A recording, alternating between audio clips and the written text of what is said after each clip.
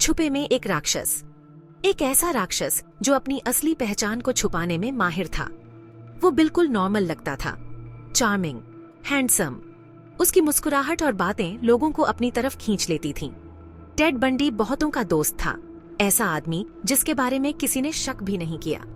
उसके दोस्त और परिचित उसे एक समझदार और विश्वसनीय व्यक्ति के रूप में देखते थे, लेकिन अंदर ही अंदर एक अंधेरा छुपा था।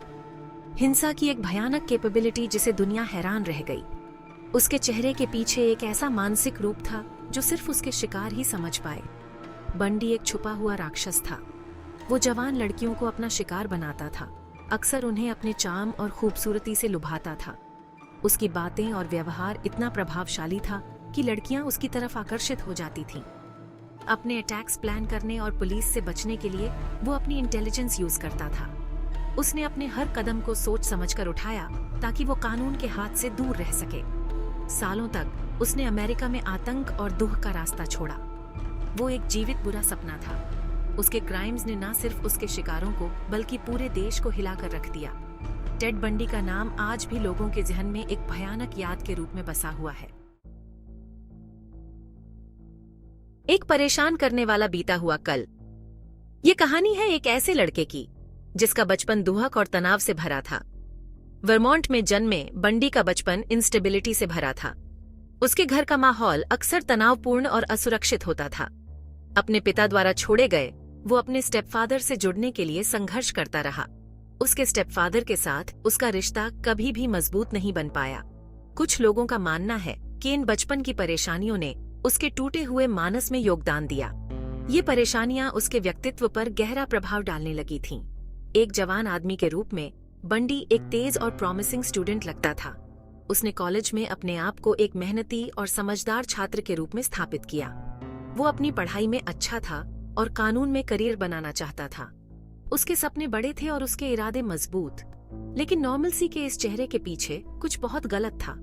उसके चेहरे पर मुस्कुराहट थी, लेकिन उसके अंदर एक अंधेरा था। वो सोशली विथड्रॉ होने लगा और उसका बिहेवियर और भी ज्यादा इरेटिक हो गया। उसके व्यवहार में बदलाव आने लगे जो उसके आसपास के लोगों को चिंतित करने लगे। उसका अकेलापन और बढ़ता गया और उसकी मानसिक स्थिति और भी बिगड़ती गई।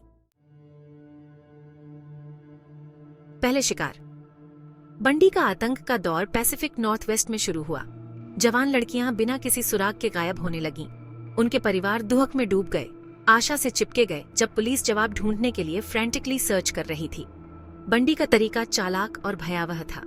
वो अक्सर अपने शिकारों का विश्वास जीतने के लिए चोट लगने का नाटक करता था या अथॉरिटी फिगर्स का रूप धारण करता था। वो उन्हें सिक्लूडेड लोकेशंस पर ले जाता था जहां वह अपनी क्रूरता दिखाता था, उनकी जान ले लेता था और उनके परिवारों को दुख में छोड़ देता था। राज्यों की सीमाओं के पार आतंक। जैसे जैसे बॉडी काउंट बढ़ता गया वैसे वैसे डर भी बढ़ता गया। बंडी के क्राइम्स ने कई राज्यों को अपनी चपेट में ले लिया, जिससे लॉ एनफोर्समेंट डॉट्स कनेक्ट करने के लिए जूझता रहा। वो एक भूत बन गया, अपनी मर्जी से प्रकट होता और गायब हो जाता। उसकी घुलने मिलने की क्षमता, पूरी तरह से सामान्य दिखने के कारण उसने उसे सबसे बड़ा शिकारी बना दिया। वह एक गिरगिट था जो अलग अलग परिस्थितियों के हिसाब से ढल जाता था और एक कदम आगे रहने के लिए अपनी बुद्धिमत्ता का इस्तेमाल करता था। 1975 में बंडी को आखिरकार यूटा में पकड़ लिया गया, लेकिन जेल में होने के बावजूद उसका एरोगेंस और अपनी चालाकी पर विश्वास कभी कम नहीं हुआ। वह अपने मामले पर ध्यान आकर्षित करने में सफल रहा। मीडिया और जनता दोनों को अपनी बातों में फंसा लिया।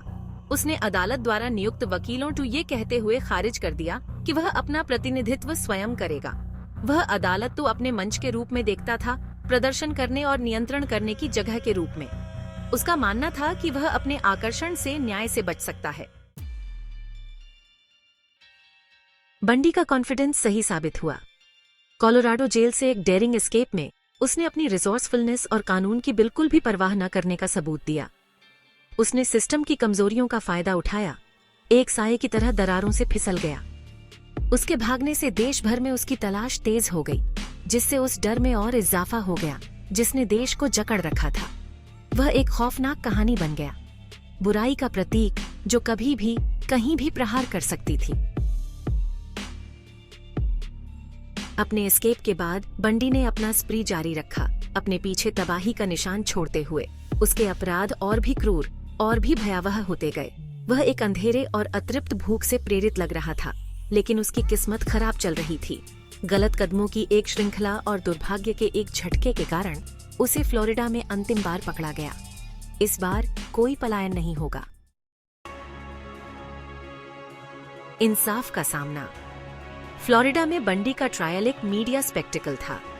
अदालत पत्रकारों, उत्सुक दर्शकों और उसके पीड़ितों के भयभीत परिवार के सदस्यों से खचाखच भरी हुई थी, जो जवाब और अपनेपन की भावना की तलाश में थे। उसके खिलाफ सबूत बहुत थे, डीएनए, प्रत्यक्षदर्शी खाते और यहाँ तक कि उसके अपने द्रुतशीतन स्वीकारोक्ति भी। लेकिन बंडी हमेशा की तरह दिखावा करने वाला निर्दोष पीड़ित की भूमिका निभाता था, अभियोजन पक्ष के मामले पर संदेह जताने का प्रयास करता था। जूरी ने बंडी के शरेड को समझ लिया। दिनों के विचार विमर्श के बाद वे सभी मामलों में दोषी के फैसले के साथ लौट आए। न्यायाधीश ने उसे मौत की सजा सुनाई। अपनी मृत्यु का सामना करते हुए भी बंडी अडिग रहा। उसने साक्षात्कार देना जारी रखा, अपनी बेगुनाही का दावा किया और अपने आख्यान को फिर से लिखने का प्रयास किया, लेकिन सच्चाई निर्विवाद थी। बंडी के आखिरी घंटे। जनवरी 24, 1989 को बंडी की अपील्स खत्म हो गईं। उसे फ्लोरिडा स्टेट प्रिजन में इलेक्ट्रिक चेयर पर बिठाया गया। अपने फांसी से पहले के पलों में उसने आखिरकार नकाब गिरा दिया, अपने गुनाहों की पूरी हद तक कबूल कर लिया। उसके स्वीकारोक्ति ने पूरे देश में हड़कंप मचा दिया। पीड़ितों की भारी संख्या, उसके अपराधों की क्रूरता, उसके कार्यों की क्लादनोक्रोवनोस्त, यह समझना लगभग असंभव था।